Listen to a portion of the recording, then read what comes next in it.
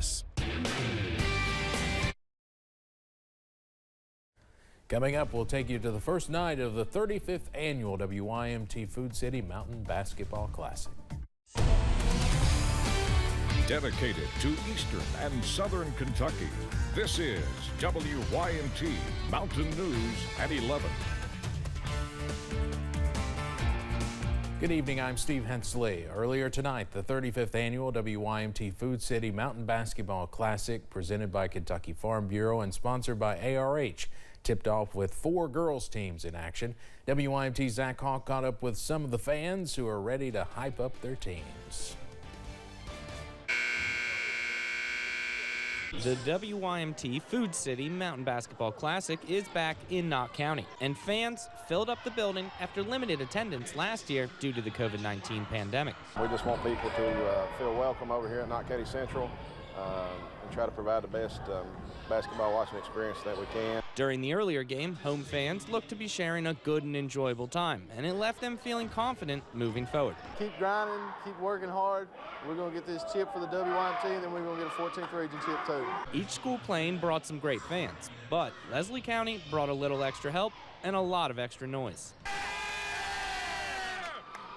And we have the band here, so that makes everything else also better. And we have awesome cheerleaders and fans, so we have a good chance. Most Leslie fans were feeling pretty good about their chances. I'm for Leslie County High School, that's where I'm from, and I'm pretty confident we can win it all. But for some, confidence is in the air. I think they're going all the way to championship round. There's nothing like Leslie County. Tournament officials said after seeing only a small number of fans last year, it was great welcoming a few hundred back to the Mountain Basketball Classic. In Knott County, Zach Hawk, WYMT Mountain News. Now a reminder, you can watch all the tournament games live each night through Saturday on our second channel, Heroes and Icons, or stream them on WYMT.com. We'll have first night highlights later in sports. Well, before the games tipped off this evening, folks gathered at the Mountain Arts Center in Prestonsburg to celebrate academics. 108 high school seniors each received $1,000 scholarships at the Mountain Classic Scholarship Ceremony. Committee Chairman Archie Everidge says it was a great event made possible by the dedication of the community partners who make it happen for the kids in the region.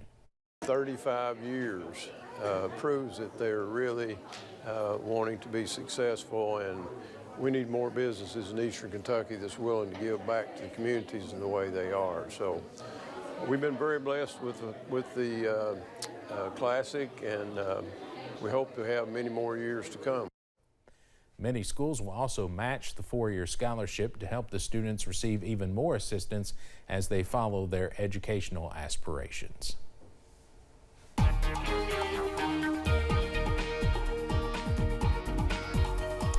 Well, after a chilly day today, after a very warm start, we are back with a very frigid nighttime temperature regime out there. I-64 at Moorhead. We actually ended up, after a rather stormy start to the day, yes, stormy, on the 6th day of December, we actually ended up with a pretty nice sunset out there. I-75 at Mount Vernon. Things moving smoothly on the interstate at this hour. No weather worries out there. We got into the mid-60s earlier on today in many spots. However, those temperatures crashed behind a cold front, and right now a lot of us are in the low 30s and upper 20s, even a mid-20. Look at Irvin there at 26. We are clearing out tonight, and that means temperatures are going to tumble big time. Upper 20s overnight, partly cloudy skies turning mostly clear as those winds settle down. However, we still do have some more, let's say, unsettled weather on the way for the week, and I'll have the details on that coming up very shortly. Steve? Evan, thank you. Well, this week is Winter Weather Awareness Week, a time that encourages folks to prepare in case we experience severe winter weather in the upcoming months. Let's hope we don't. Although experts are predicting a mild winter, let's hope we do have that. Dustin Jordan with the National Weather Service says it's never too early to prepare for those snow or ice storms. Jordan says if you lose power in your home, keeping a generator, extra food, and medicine on standby is beneficial leading into the winter months. You know, everybody wants to run out and get the milk and bread, right, during winter storms. But, you know, think about things that are going to last longer, that are non-perishable, especially if you lose power and things like that. Winter Weather Awareness Week continues through December 11th. We have all the safety tips you'll need to know for the upcoming months on our website at WYMT.com. A fire ripped through a vacant home in Ashland for the second time in less than 10 days this morning. The fire marshal says they went 3 to 4 months without a single fire, and now they are seeing an uptick in fires at vacant properties. Brad McGard, Ashland's fire marshal, says it is more common for crews to fight fires at vacant properties in the winter, as people are usually looking for a place to stay warm. Yeah, we have the last 6 straight fires we've had in the last 2 weeks, 4 of them have been in vacant properties. Cause of that fire still unknown and still under investigation. The fire marshal says you can help firefighters by keeping a close eye on vacant properties. Some money is on the way for 16 rural Kentucky businesses to help improve their energy efficiency. Officials with the United States Department of Agriculture are investing nearly $900,000 on these businesses. The grant money is part of the Build Back Better agenda that the Biden-Harris administration are implementing to help combat against the global warming climate crisis. Governor Beshear says we are in the middle of another COVID-19 escalation after the highest case count in 9 weeks. The state reported 1,347 new cases today, bringing our case total almost to 800,000. We're at 799,695. We had 63 new deaths today, putting the Commonwealth's total deaths at 11,289. The positivity rate is now a little more than 9.10%. You can always find the latest COVID information on our website at WYMT.com.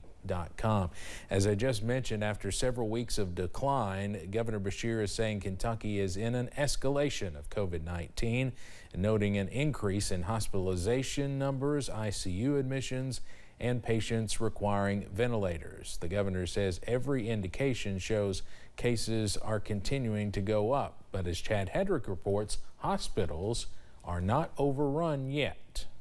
With less than 3 weeks until families have their long-awaited Christmas get-togethers, a Grinch, by way of COVID-19, is looking to make a comeback. We are back in an escalation. New cases have reached a 9-week high in Kentucky, the national daily average topping 100,000 for the first time in 2 months. Hospitalizations are also ticking up before they reached their pre-fall surge lowest. The curve is, again, not quite as steep yet as the last escalation, but remember, we didn't reach our floor again.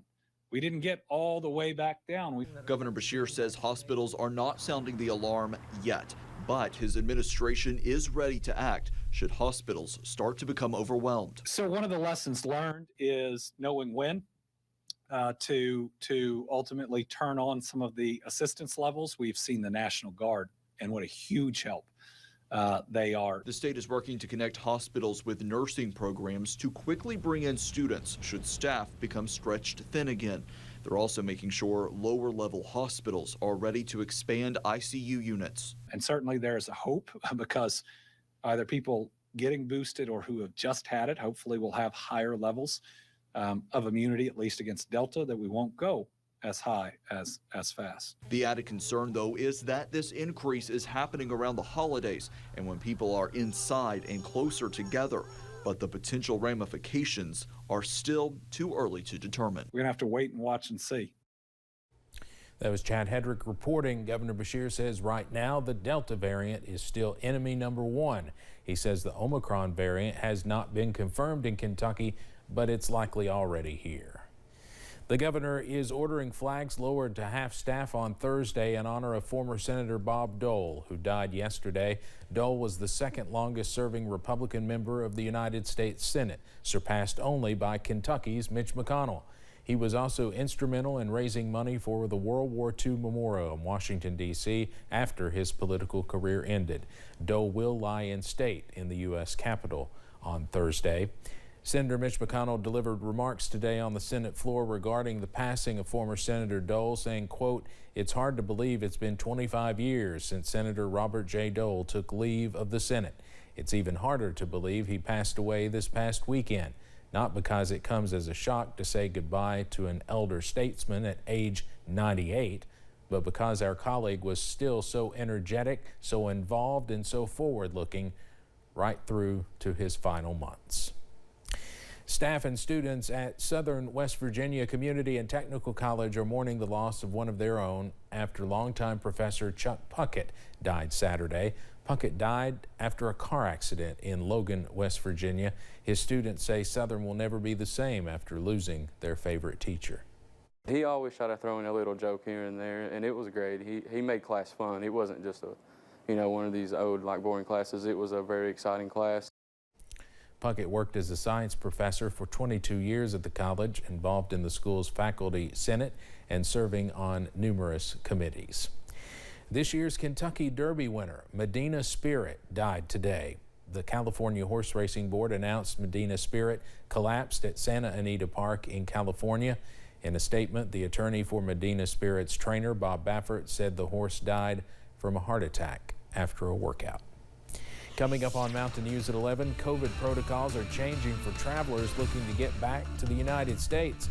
More on the new testing requirement as health experts learn more about the Omicron variant. A very mixed bag of weather heading our way over the next week or so. I'll have the very latest on our unsettled pattern coming up.